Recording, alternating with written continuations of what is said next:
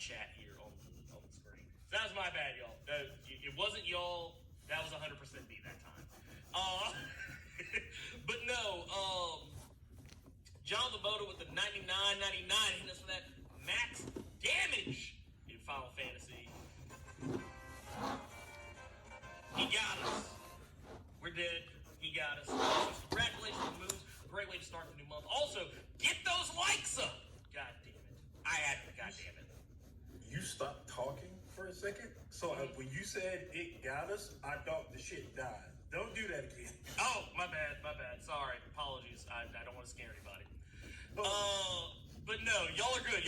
It's okay. Keep it locked. Nothing happened. Let's see here. Also, I want to go back. I want to double check something too, because I know, while we're usually doing these things, all kinds of craziness and chicanery, shenanigans, and shifuckery is always going on. I want to make sure I'm double checking. Okay, cool. We're good. Okay. We haven't missed anything. But yes. Thank you. that was all in yourself. So Guardians of the Galaxy Volume 3 is coming up, and this one I'm not gonna lie, this looks to be, whereas the first Guardians of the Galaxy movie was like a very fun space opera, where Volume 2 was like space opera with daddy issues and maybe a little more Drax and Manta shenanigans than I would care for. Not to the level that Volume 2. That's the name of that movie. You haven't even seen it. You haven't even seen it, so you can't even say that. You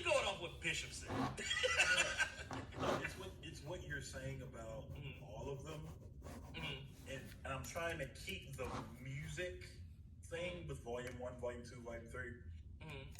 The way you described the first one was like someone's debut album. And then you get to the second album to where not as strong as the first one, but still a solid album. I would disagree. I would disagree. Okay. I would disagree. Okay. I actually don't think that the second Guardians movie is any worse than like the first one. I think it's the same thing I've always said about Avengers and Avengers Age of Ultron.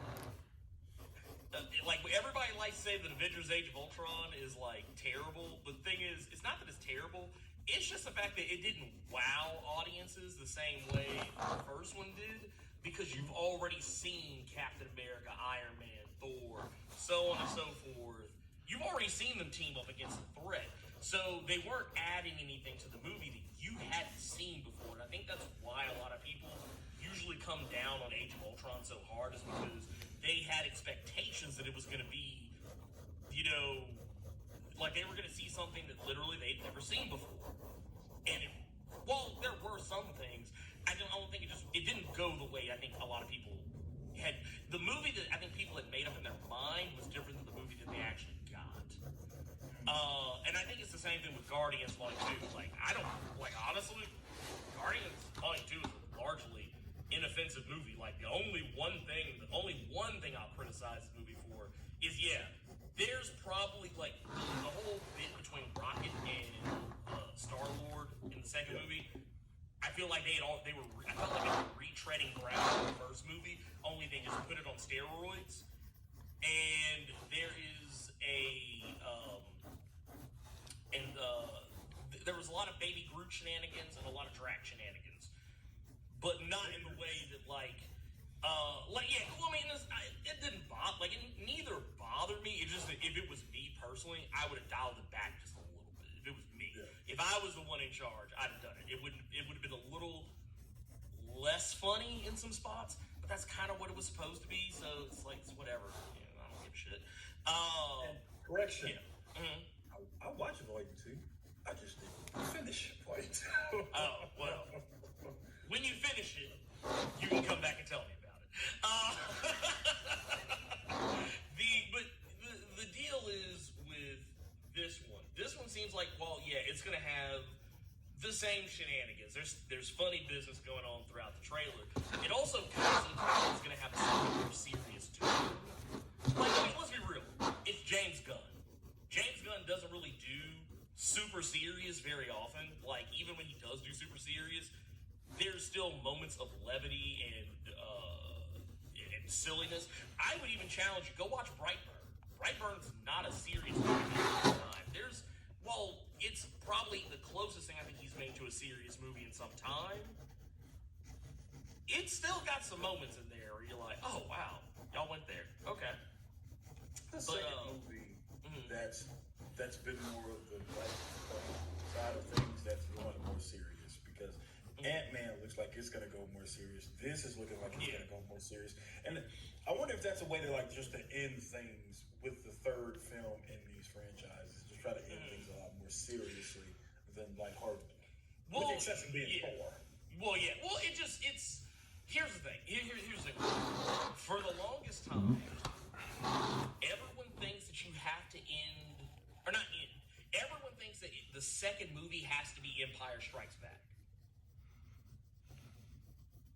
Don't know why that's the case, but every film series that tries to be a trilogy, successfully or unsuccessfully, they all feel like, oh, we got to go Empire Strikes Back with this one. And it's like, and what that means is, because Empire Strikes Back, whereas A New Hope was more for whatever, the original Star Wars movie, whatever, depends on how much you pay attention to that sort of thing. That movie was a more not lighthearted, it was a more hopeful affair, as it is called, A New Hope. But The Empire Strikes Back is supposed to be like the, but you thought, movie. Everyone tries to copy that. And I kind of like it when movies don't. So I think that's also another reason why I think sometimes when people come out with a sophomore effort, that people are like, oh, yeah, that one didn't hit right. because you're probably already in your head. You've been trained by Hollywood to expect a darker movie on the second go around, and Age of Ultron went that direction, sort of, but not at the same time. And Thor: The Dark World tried to go that direction in both name and deed. I respect the fact that you brought it up because I was thinking about it. Yeah. Well, Thor: The Dark World, and I always love it because Thor: The Dark World is the one MCU movie so when everyone tries to claim that so-and-so film is the worst movie in the MCU, that's how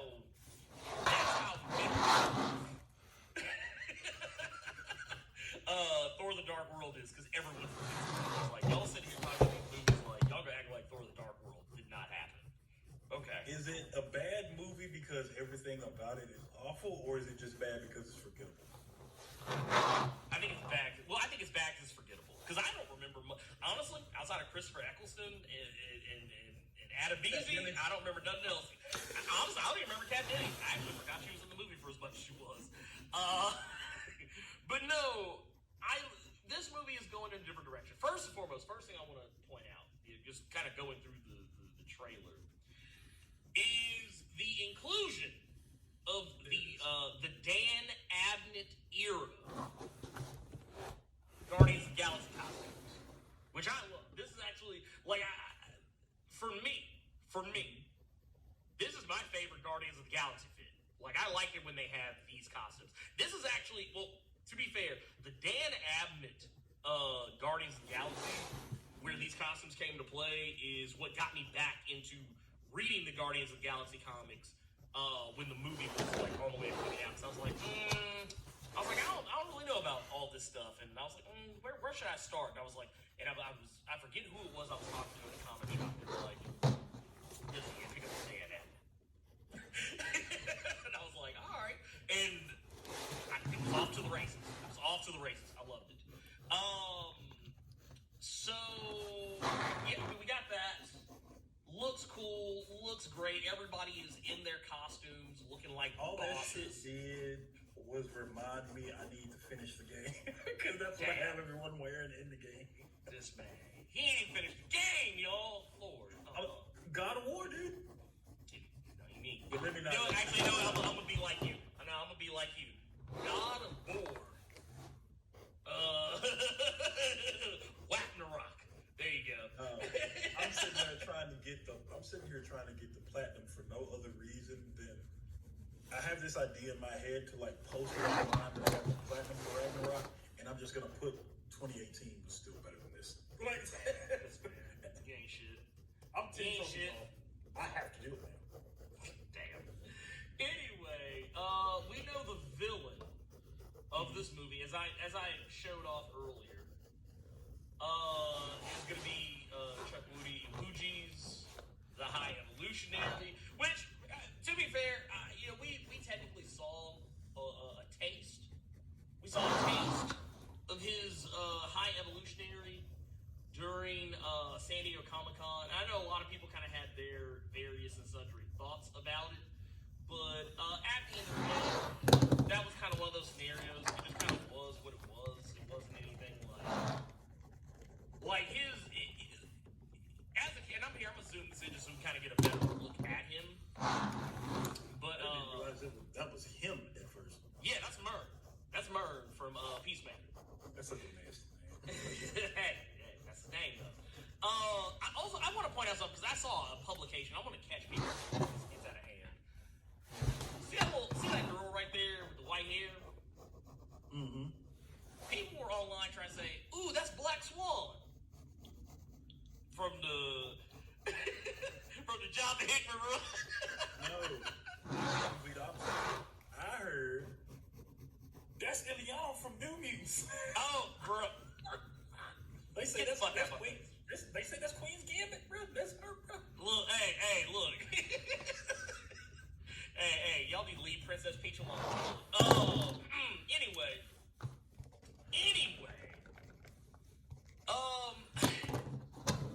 I'm not a huge fan of the look. Okay. I'm not a huge fan of the look. I was hoping, and I get it. I know why James Gunn didn't go for this look because I'm sure that pulling this off would have been incredibly difficult. But the look I was hoping for was this. I was hoping for the comic look. I was hoping for the comics accurate look. But once again, we can't always get comics accurate, so I understand. I'm not going to be that old curmudgeon you see on Twitter and Reddit complaining, well, in the comics, he's supposed to look like this. No, I'm just saying, I get why they went. I get why. Because, why did Rich Dr. Strong say the High Evolutionary got that President Superman hairline? Man. I gotta leave Brian Ellis alone. Leave that man alone. He done nothing wrong. He done nothing wrong this week. No, I ain't gonna lie. Every time I see anything with Brian Hitch on it, I just get scared. If I see a black character in anything that Brian Hitch is doing, I just get concerned. Because I've actually gone back and read some books that had his art in it and with black characters, and it seems to come up more often. That hairline be looking like Bobby Womack. Yeah, some of y'all young as you're probably like, Bobby Womack, who's that? Trust me, Bobby Womack is the reason a lot of us are here right now. But like y'all remember the Bobby Womack hairline? Y'all probably look here. Look, let me show y'all something. I'm not trying to make fun of Bobby Womack. I love me some Bobby Womack. But here, I want to show y'all something. Let me take y'all to Exhibit A. That's Bobby Womack. That's how he had. That hairline is immaculate compared to what they did to President Superman. Well, I mean, but it ain't far from us. It ain't far from us. That's Brian Hitch, President Superman hairline. You have to treat it like seeing your friend's child, but the child don't look the best, so you gotta go, oh, it's one of the hairline. Oh. No, here, because I'm gonna show y'all. I'm gonna show y'all. Let's see, where is that? No, I got it somewhere. Yep, here it is, right here. I'm gonna show y'all here. Let me pull this up. I want to show y'all real quick. That's the hairline we talking about, bruh. Why? Why y'all do him like that? He the president. He the president. Dude, first of all, why is his hair coming in like that and then going back out and then coming back around? Is he in a frat? Like, why is his hairline doing that, bro? Right, dude. Why is his hairline pledging cute? This dude hairline stepping.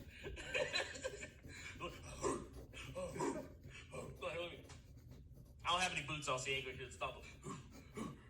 Like,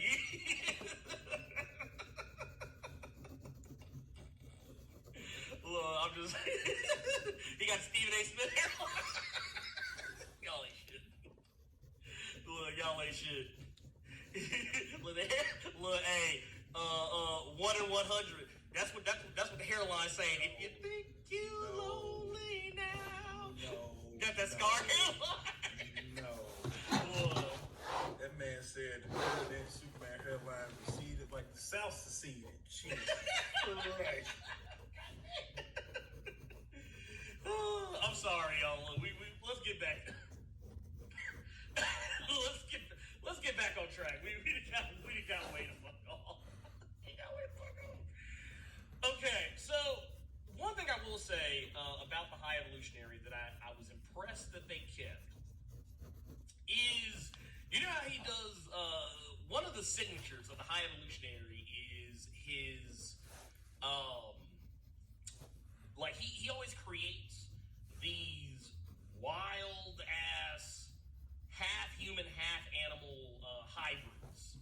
And in this movie, which going back to the little girl we showed earlier, we saw, but we see like apparently, yeah, this is just a thing.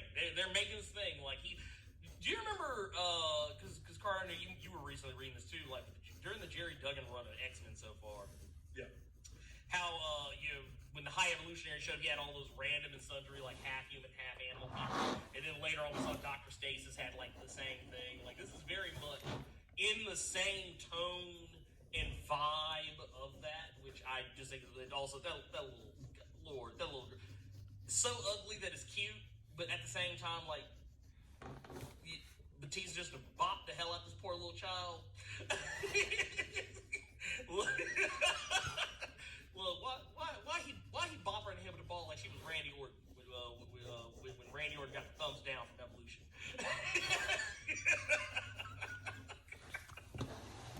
Oh Lord! But no, like I like what they're kind of setting up here. I don't think this has as much to do with some of the other stuff that's going on. Like we know Rocket Raccoon is going to be getting a lot of business in this one. A lot of people are actually convinced he about to catch it in this movie. A lot of people are convinced that he is not going to survive this movie because we're going into his backstory on Half-World. And I don't know if they're going to tie it to the High Evolutionary or anything like that, but they're clearly going to be digging in. I feel like it would be just only natural for them to do so, is to do that. But the thing I found interesting here is that not only are we going to be getting some Rocket Raccoon, and more backstory, insight into his early beginnings, where he came from. Actually, this shot, of course, post-genetic modification, but we get to see what he used to look like. Dude, look at his eyes, a little trash panda. I like how we are all so trained now. Oh, he get backstory? Yeah, he ain't gonna make it to the end. What? Nah, he ain't gonna make it. No.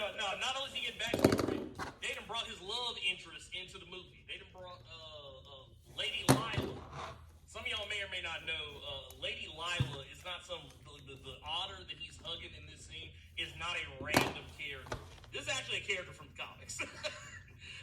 Lady Lila is an otter who was on Half